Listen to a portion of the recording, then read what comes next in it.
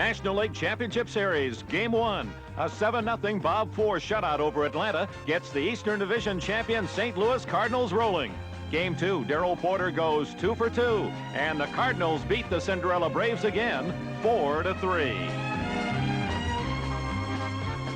Game 3, Bruce Sutter saves it, a 6-2 Cardinal pennant clincher as the Redbirds sweep to their first World Series since 1968. In Anaheim, a different scenario for the American League. Fred Lynn leads the California Angels to 2 quick wins over Milwaukee, leaving the Western Division champs only 1 victory shy of the pennant. But in Milwaukee, a sudden shift of the pendulum. The free-swinging Brewers, the major's top run-producing ball club with more than 200 home runs, stage a comeback unprecedented in championship series play.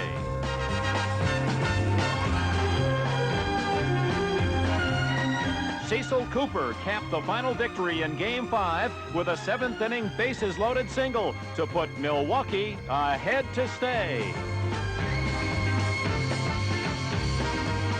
To ensure the lead, reserve Marshall Edwards made the big play.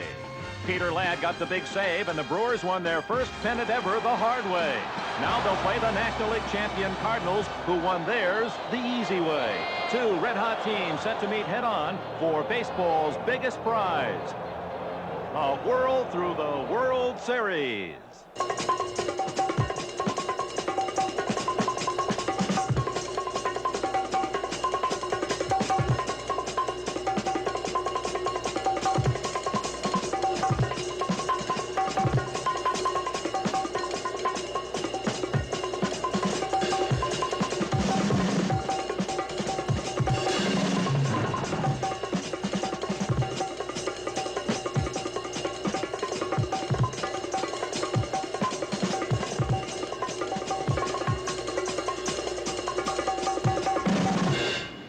Welcome to Busch Stadium, a park not designed for the power-packed Milwaukee Brewers, but ideal for the St. Louis Cardinals, who run to get their runs and flash quickness on defense to prevent them.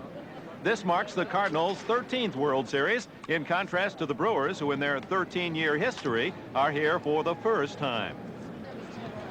Pre-game speculation also centers around the fact that a half-dozen players were involved in key deals between these two clubs. But no matter how they got here, all are looking loose and ready for the challenge and celebration that only a World Series can provide. Sylvia, you're crying the cheering towels! Very possibly could be a triple on that play. If you follow what I'm saying. No, I just didn't understand. I'm saying it's tough for an umpire.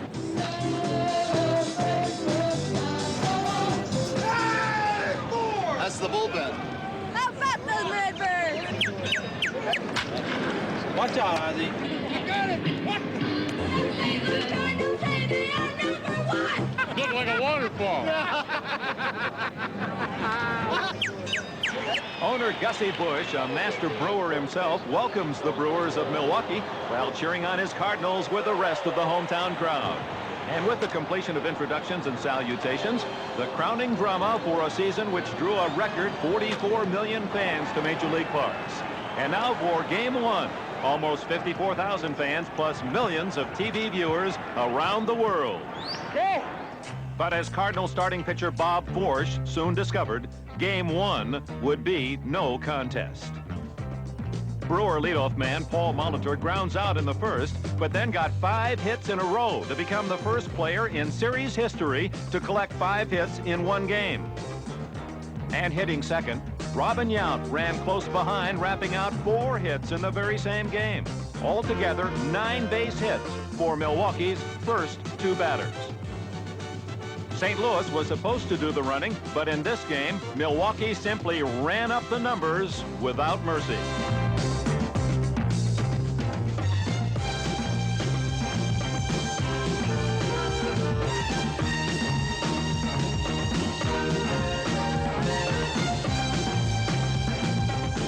"17 hits served up and bounced in every possible fashion by the muscle men from Milwaukee. The net result, 10 runs for the Brewers and a long night for St. Louis.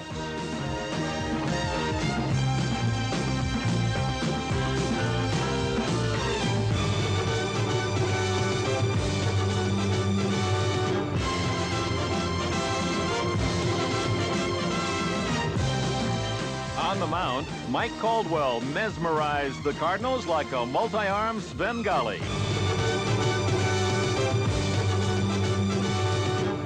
Only one base hit allowed through the first 7 innings, and in the 9th, Iron Mike still had things under control. A 10-0 3-hit shutout, the most lopsided World Series shutout since the Yankees' 12-0 basting of the Pirates in 1960. Game 2 seemed like the same might hold true in this one, as Cardinal rookie John Stupper didn't fare too well in the early knockabout rounds. Ted Simmons watched one fly high. The second homer in 2 days for the former Redbird. This solo shot came in the 3rd inning, and the Brewers appeared to be in full command once again, boasting a lead of 3-0. But in the home third, a change of focus. Brewer veteran Don Sutton discovered St. Louis would not play silent forever. Willie McGee stole second despite a 3-run deficit, and Tom Herr wants to bring him home.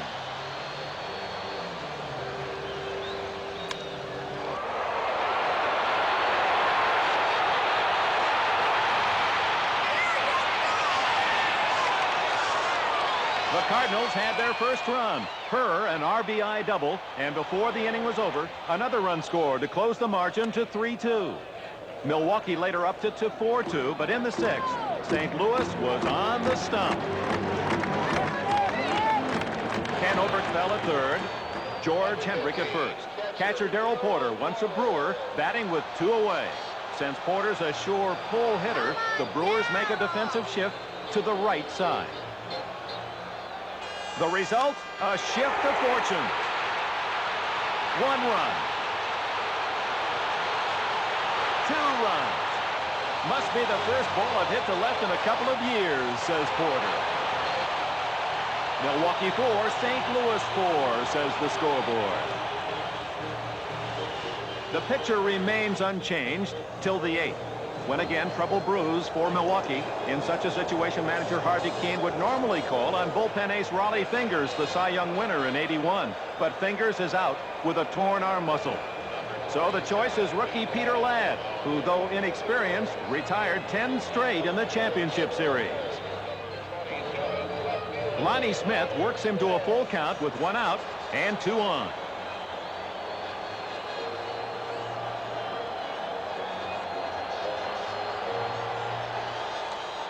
Ball 4.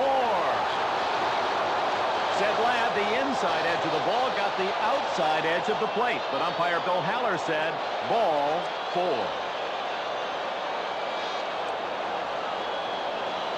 At any rate, Steve Braun was now pinch hitting with the bases full of Redbirds, bearing down on a clearly shaken young Ladd.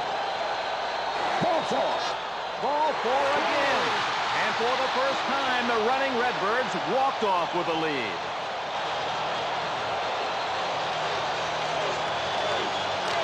And who better to protect that lead than the Cardinals' brilliant relief ace, Bruce Sutter, who entered in the 7th to keep the lid on the Brewers. In the 9th, after a leadoff bunt single by Paul Molitor, Milwaukee decided to gamble.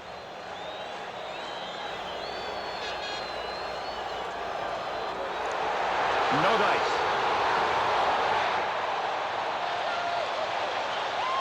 Moments later, 2 away.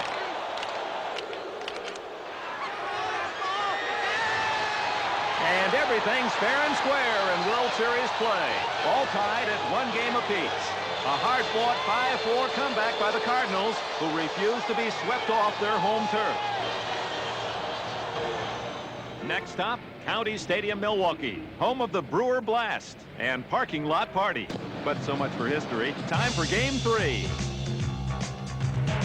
Shortstop wizard Ozzie Smith ready to try his hand on real grass, and flamboyant Joaquin Andujar looking for his 9th straight win, ready to strut his stuff. Overpowering stuff.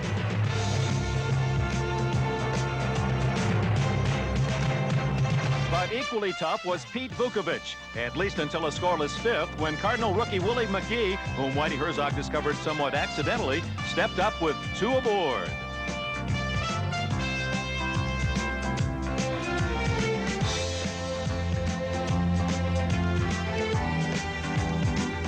Oh my, a 3-run blast for McGee, who homered only 4 times in the regular season, but now, including 1 homer against the Braves in the championship series, had 2 in postseason play.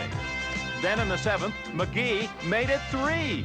Only 2 other rookies, Charlie Keller and Tony Kubek, ever hit 2 homers in 1 series game.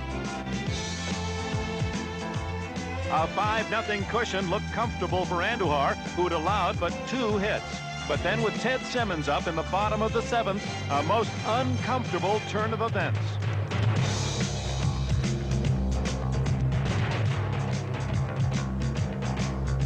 The pain etched so graphically on Andujar's face had the Cardinals fearing the worst. Could it mean that Simmons' base hit had shattered the kneecap of their pitching ace?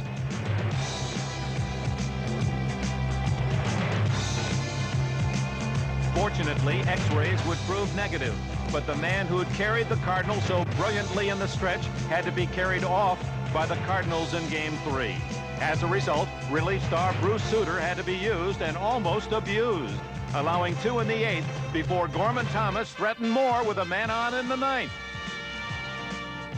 Incredible! Had this ball gone out, it would have been 6-4. Instead, it was instant replays and praises for Willie McGee.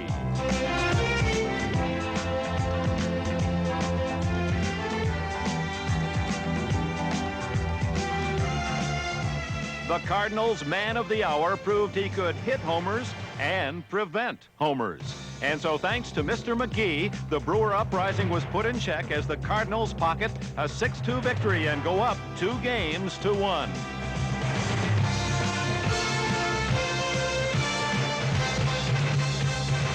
Looking back and picking up on a couple of incidents of incidental meaning to Game 3, but for those would-be arbiters of the game of baseball, possibly more interest. George Hendrick batting in the 2nd. Fair or foul? Safe or out? Simple. Well, not exactly. This one takes a keen eye. And also a little discussion from the Blue Crew. I don't know what he is. He was safe. He was off the bag. The guy's staying there. The result? A Milwaukee brouhaha. Wait a minute, I'm hurt! Look, the guy was going to be safe. First ball was foul. Then He went up and turned the ball, went right over the bag. He wants his color off. He was out. He's out. Came off the bag. Oh, no. How do you know? How do you know? You're calling time, you didn't call To it review, play. for those who thought the ball foul, it was fair. But there is confusion. Is the play dead? Well, now, if it's not dead, did the first baseman have his foot on the bag? Well, no. Think about it. He did come off the bag. Oh, wait a minute. Who knows? Harvey Keene has his say. What about Cecil Cooper? He was there. Were you off the bag? Were you off the bag? I don't know if I was off the bag or not, but he said foul ball over there. He went I don't know if I was off the bag or not. I can't say. It was that blazing speed that did it, I'll tell you. Hey, George, I know better than that. Even silent George Hendrick had his say. In the 9th inning, another profusion of confusion.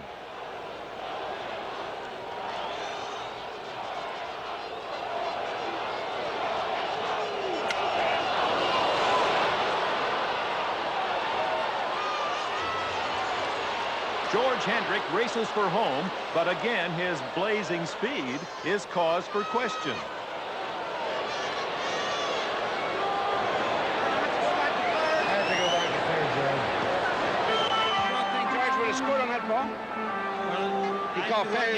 Didn't it go out into the park? I didn't see what happened. Out of the park? That's what I thought. Okay. You want me to check? Yeah, check it.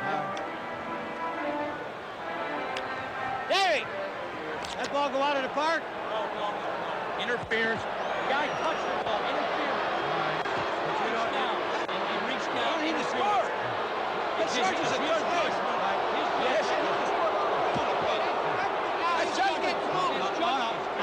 It doesn't have to now, Whitey, and he's only going to third now when they call. He's going think he would have? Well, hell, we were going to send him. He made it easy. It all goes to prove that judgment is in the eye of the beholder. But enough of this protraction. Back to the action and game 4. With spirits anything but deflated at County Stadium, Milwaukee prepared to even the count behind Moose Haas. As it turned out, Haas had little fortune behind him as Milwaukee's defense faltered early. But the outcome would be masked by strange twists from both sides. Example, Ozzie Smith at second, Willie McGee at third, and Tom Herr at the plate. It's the second inning with St. Louis leading 1-0.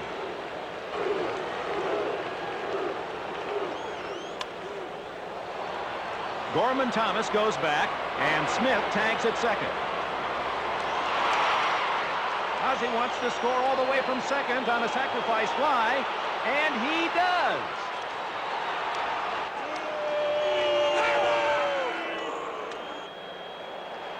The Brewers fell behind 5-1, but the sun was still shining in the 7th, and though it was still 5-1, Brewer fans waited to explode behind the team that had averaged 5.5 runs per game.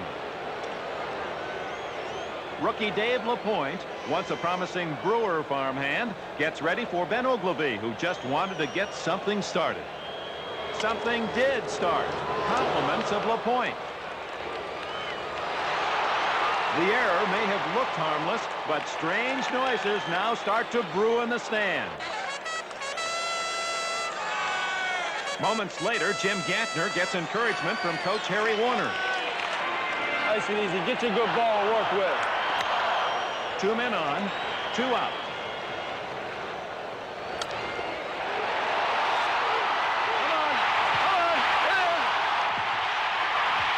Ogilvy comes around to score. Don Money pulls up at third, and it's now 5-2. Oh boy, man. You got 2 outs, man. A wild pitch fastball is going to be a stand-up play at the plate. Still down 3, big guy. Reliever Doug Baer replaces LaPointe, only to walk Paul Molitor and load the bases for Milwaukee's Player of the Year, Robin Yount.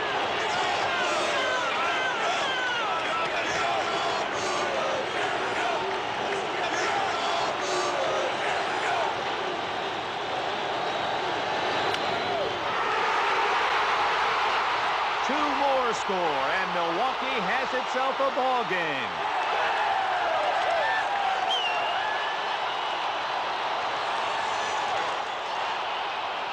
(5-4) St. Louis. If he's got the steal, I'll say be alive. The same thing applies, all right? You got 2 out. Runners at the corners, and Cecil Cooper takes a turn.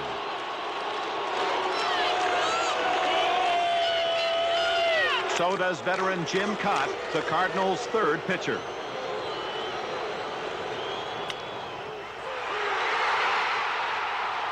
Molitor scores to tie it, and Brewtown is booming.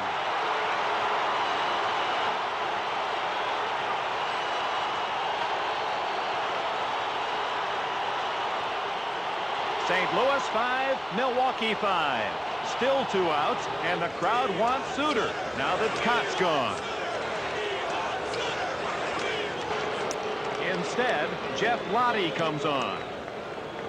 Whitey Herzog wants to save Suter for later since he pitched the night before. After an intentional walk, home run king Gorman Thomas steps in with the bases loaded, hoping to shake a 2-for-14 slump.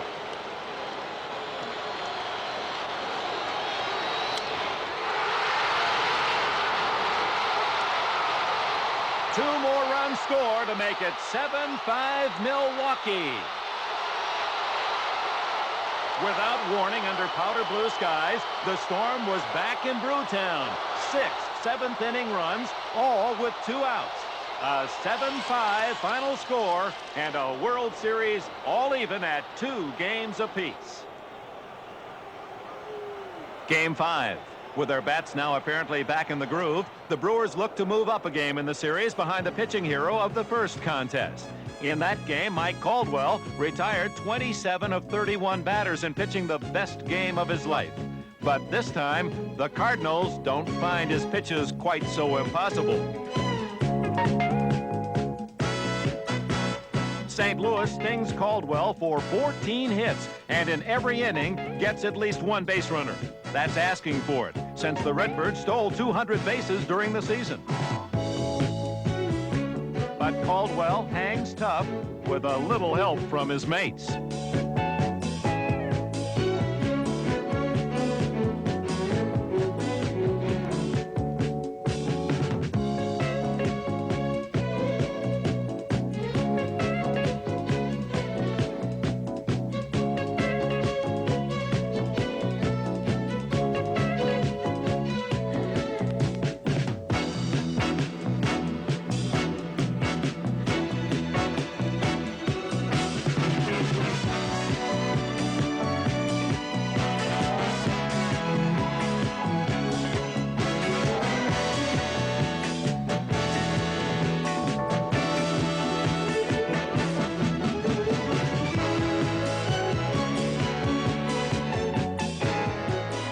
Repeatedly, the audience thundered up a big hand for the helping hands, as it did on every trip to the plate by superhero Robin Yount.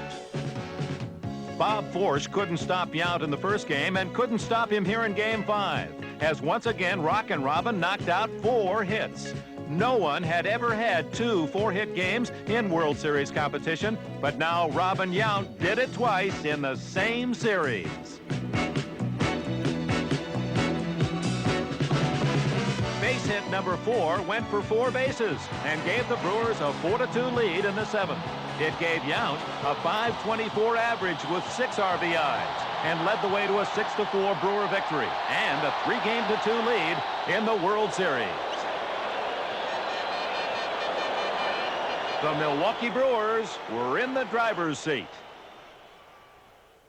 But then again, 'twas the Cardinals who were going home to that familiar arch, home to the Mississippi. Home to Busch Stadium, a ballpark with artificial grass and a field designed for speed. And home to the hometown crowd. Game 6, no tomorrow, as they say, for St. Louis. Rookie John Stuper, with good cause to be nervous, said he pitched better when nervous. Former National Leaguer Don Sutton said he didn't know why he hadn't won here in 6 years, but always seemed to find a way. In Game 6, the Cardinals showed Sutton every which way.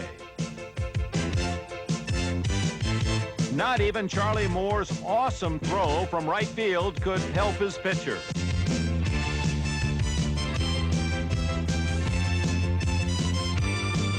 In the 3rd, with Lonnie Smith at 3rd, a disputed call couldn't save Sutton either. Smith gambled, but was called out. Had he made it, Lonnie would have become the first player in 18 years to steal home in the World Series. Replay suggested he might have. But the Redbirds were in no mood for quibbling on this day. Darrell Porter connected and the rout was on.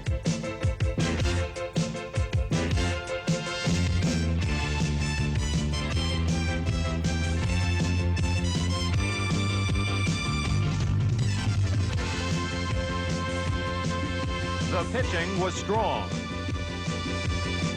And the defense, led by Ozzie Smith, dazzled. When it rains, it pours. It rained, but despite 2 delays, the Cards kept pouring it on.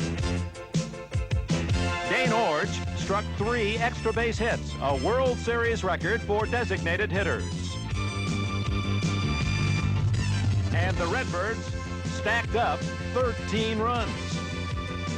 A long, dismal night for Milwaukee, kept in a stupor by 25-year-old John Stuper, who permitted but 1 run on 4 hits and no runs till the 9th, when he must have forgotten how nervous he was. Game 7. Time for everyone to get nervous. The scales are balanced, and someone has to tip. St. Louis has to be anxious about Joaquin Andujar's badly bruised knee.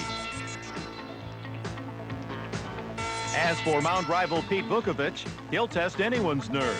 He's made a career out of pitching in and out of trouble.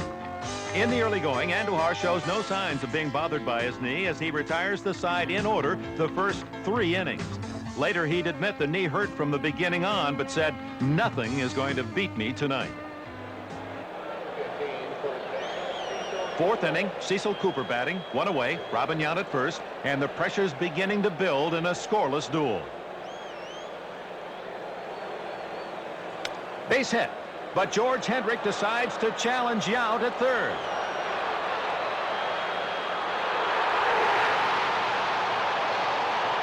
The threat has been answered and perhaps gives St. Louis something that's often hard to define in baseball: momentum. Harvey Keene is concerned as the Cardinals rally in the bottom of the 4th. Runners at the corners for Lonnie Smith. Come on, get a good pitch. Come on, baby. Vukovich, who's pitched out of several jams already, tries again. But Smith finds a small opening, and St. Louis finds itself on top, 1-0.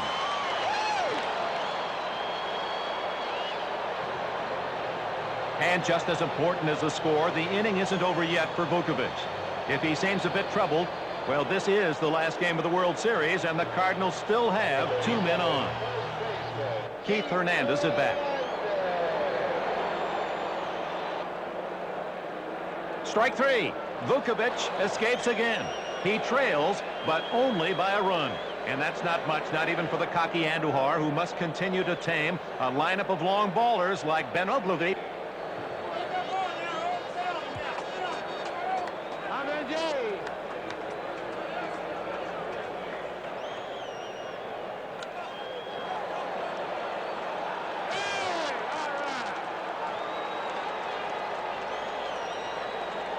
The power-hitting Brewers, who scored 206 runs more than the Cardinals during the regular season, get their first run here to tie.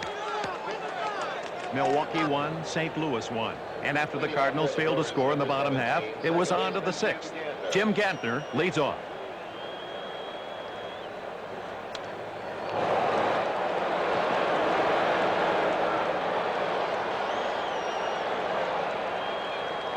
With the potential lead run in scoring position, the Cardinals now have to face the top of the order.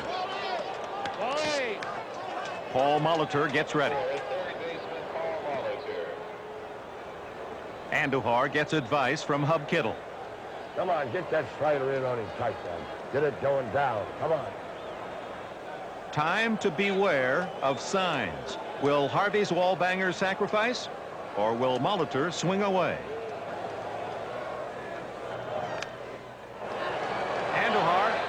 Throws it away. Gantner scores the lead run, and Molitor's on second. Whatever the strategy, it worked. Next batter, Robin Yount. 11 hits in the series, but none since returning to St. Louis. Looking to change that, he turfs one out, and no one covers first. Base hit.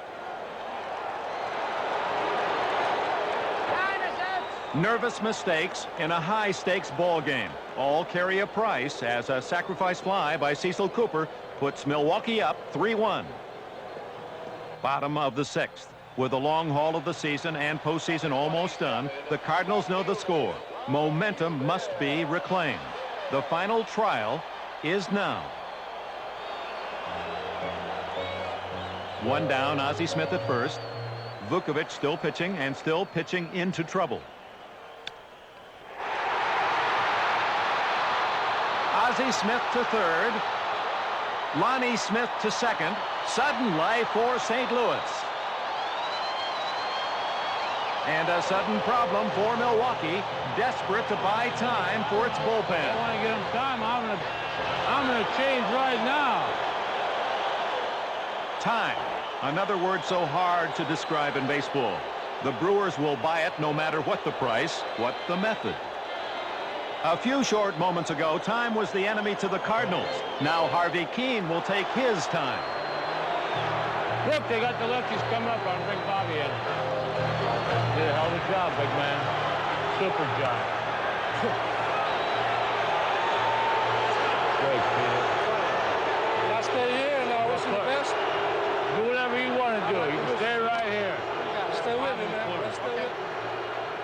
sign. He's trying to throw strikes. That's all right.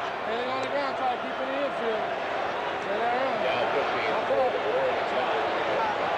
Left-hander Bob McClure will now replace Vukovic, who leaves despite allowing only 1 run to this point. And the wheels continue to turn and churn on both sides. Whitey Herzog removes left-handed hitter Ken Oberkfell for right-hand pinch hitter Gene Tennis, one of the few players on either side with series experience. McClure, now the bullpen ace with the peerless fingers still out, falls behind and walks Tennis to load the bases.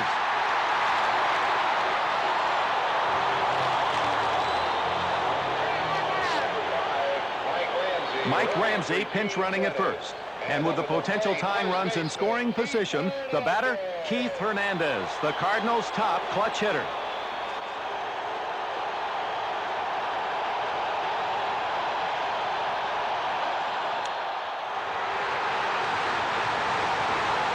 Ozzie Smith scores.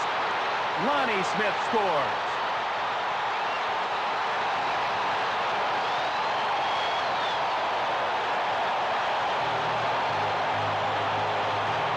Even the deck. Cards 3, Brewers 3.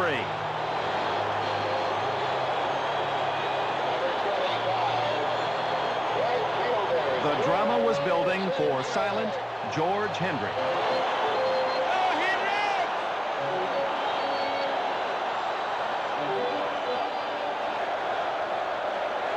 In the cards, Ramsey scores the tiebreaker.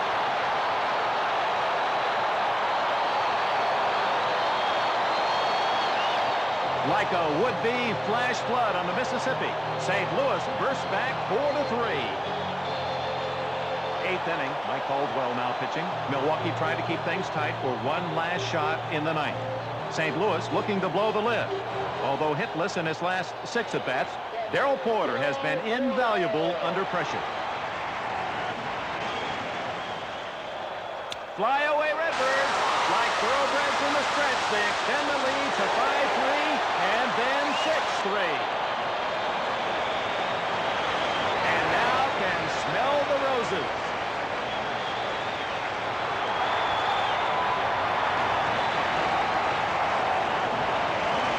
The Cardinals rely on the Undertaker, Mr. Bruce Sutter, to pay Milwaukee some last respects. Gorman Thomas remains the final hope for Milwaukee. 2 down, no one on in the 9th. Perfect for 2 innings, Sutter provides the perfect ending.